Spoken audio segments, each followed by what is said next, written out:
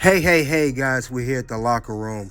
We will talk about today why PCO destroyed the TNA Championship. He speaks on smashing the TNA title. Let's get the lights up as we come into the locker room. It's Toss Ring Scandal here. Let's answer the dirty laundry. Now, we got PCO, who's been in TNA for the past few years. He was the digital media champion.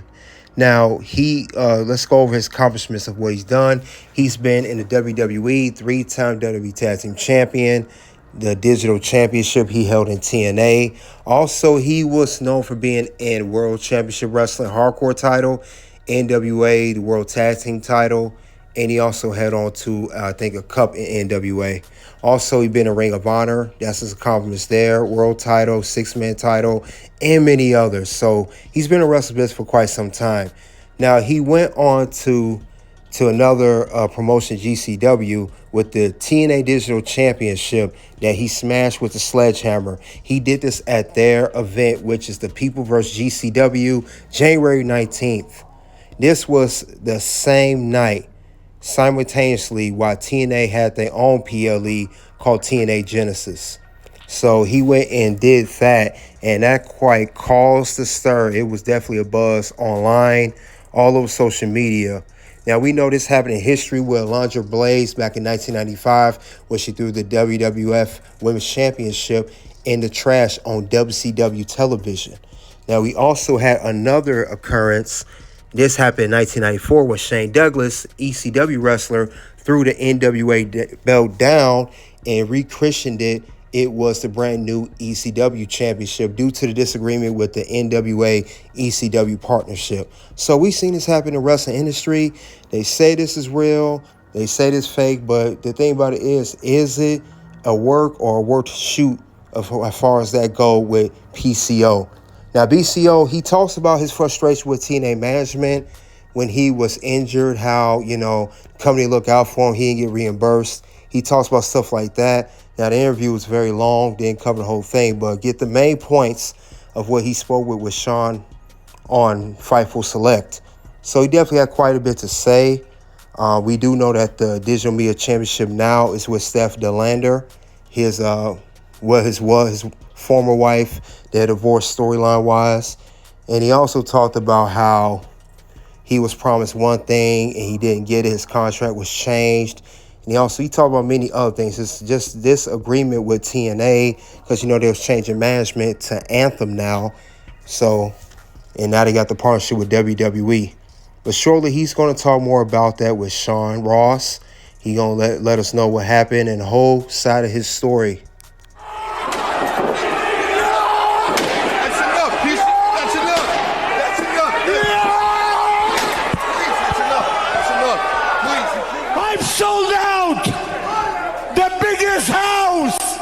In TNA history,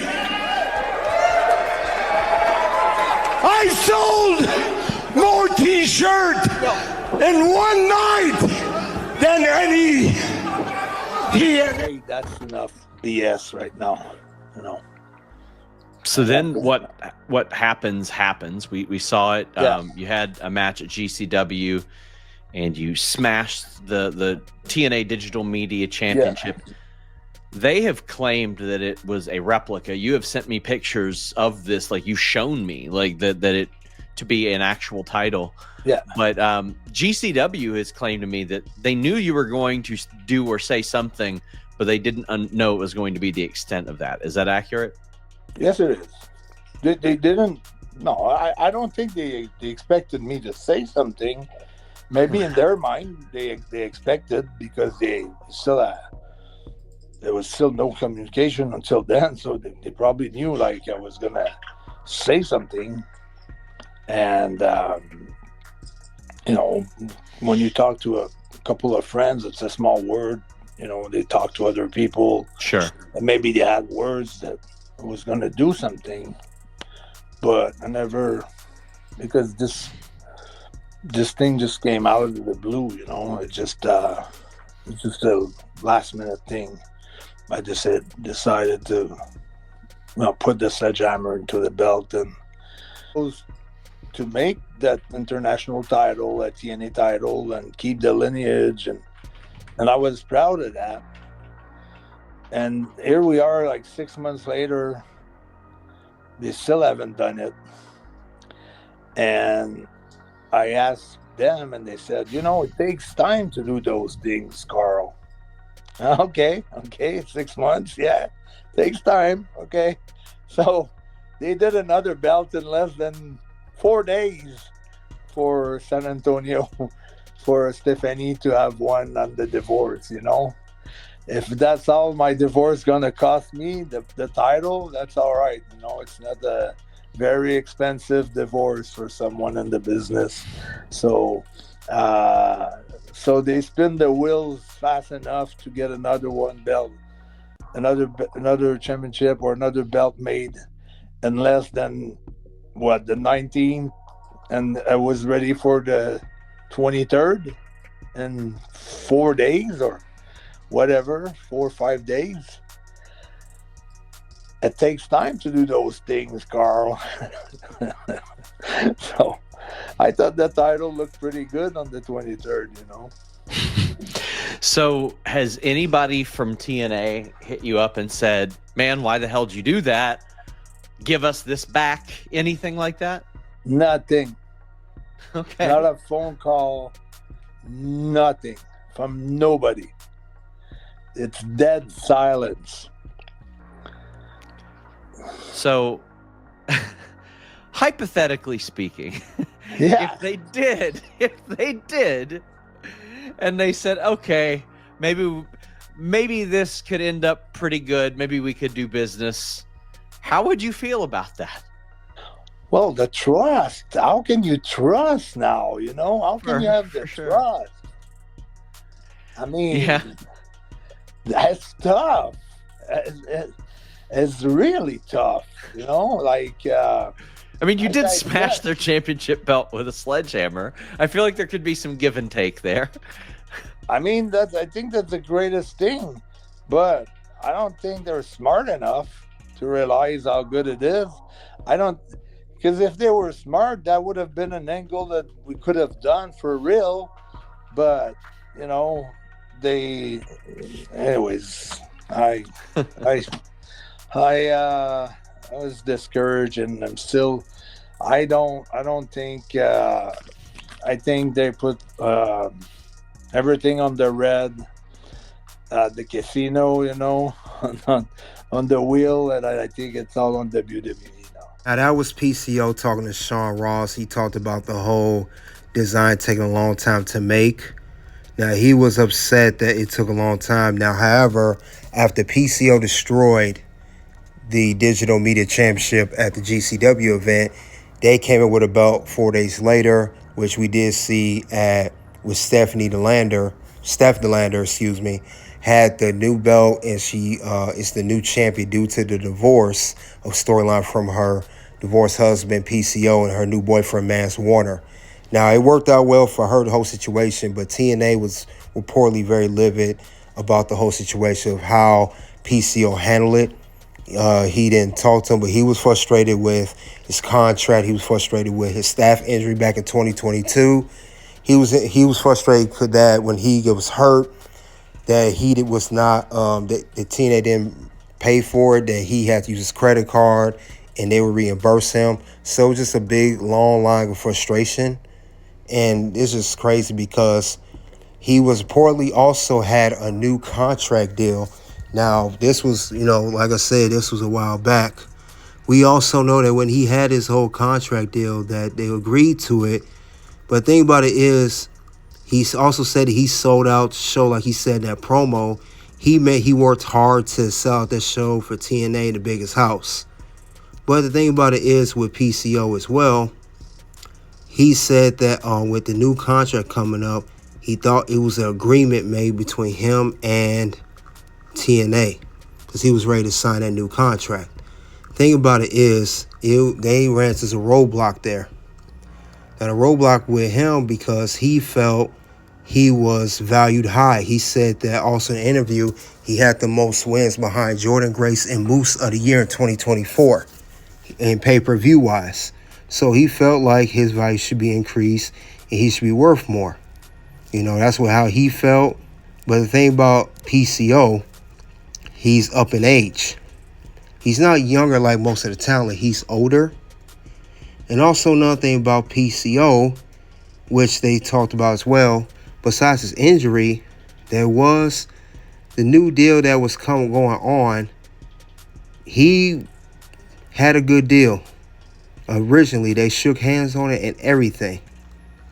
But since he did not make, I think, TNA Turning Point in another show, the deal was changed. And he was not happy about that because he wanted, better seat at the airfare due to inflation. So they had shook hands on the agreement, but like I said, it just did not work out well because they was going to re-sign him. He was supposed to wrestle at WrestleCade, but he missed WrestleCade due to family issues, and he missed the TNA Turning Point. So when they came back December 13th, the deal was changed, and it was definitely a lower number. Well, he's going to talk more about the belt situation. These are all the issues that led up to him smashing the belt. We talk about my contract for 2025, and it's like, yes, Carl, for sure. We'll resign you. Then I lay down the foundation. I said, pretty simple and clear. I said, I'd be happy, if the same salary and the same condition as 2024. And for the inflation, maybe just bump me to better seats on my flights or something like that. He said, yeah, sure. And I said, just work on the contract and send it to me so I can sign it and then return it to you. We can countersign and everything. So then on the 29th, it was WrestleCade. WrestleCade I had to miss because I have a lot of personal issues and family personal issues that were really, really serious and really bad.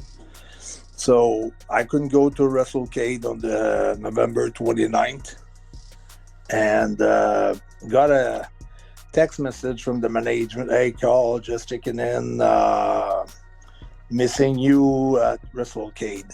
So that was kind of cool, and then it was hope everything is well in the family. So nice message like that. So I'm pretty confident. After that, it's the last show of the year, final resolution, December 13th, 14th. So I get there. So I called before. I said, what about the contract? They said, we'll discuss that on the 13th in Atlanta. So I get to Atlanta. I see everybody coming in and out of the office, and I see some people quitting. And it's pretty, it seems to be like a tough day. So I walked in, and they told me what we discussed. And Fayetteville, we can't do that anymore. It's going to be a different deal. So, from the one that they had originally from the pitched one to in you, Fayetteville, that they changed it. So we already shook hands on it. And for me, I'm very old school, like a handshake. You give me your word and you look at me in the eye. For me, it's a done deal. It's a promise. Especially if you say I promise you, it's even more of a promise. So PCO, like I said before, he was upset that they changed it. Say he's old school, wants the handshake agreement, come to agreement. But PCO has to realize there are factors that take into this. Now, PCO knows that, since you missed the shows, and those are personal issue, family issue, they have to change the contract because they don't feel like you're reliable. So when it comes to contract year, whether you're in pro wrestling, football, basketball, hockey, whatever sport it is, you got to be on your A++ game, because if you want this brand new contract, especially for a max deal in any sport, you really can't have no slip-ups. So PCO, I understand he's been wrestling for a long time, But it seems like with the whole contract thing, he felt like he was a little more entitled than he should have got. And he should have slowed that down. He has to realize he's been in the game for a long, long time. The man is 58, I believe. He's almost 60.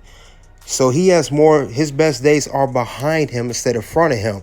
So that's probably why they felt the way they felt towards PCO and giving him a contract. Then, of course, not being liable and other issues that led to him smashing the belt, which was the final nail in the coffin. And that's all I have for why PCO destroyed the TNA Championship. Why did he destroy TNA's belt? Why did he smash the belt? You guys let me know what you think of his interview with Sean Ross Sapp and PCO. Shout out to Fightful. Soon to videos come out. You guys click the links below. You already know what it is at this point. It's OUT.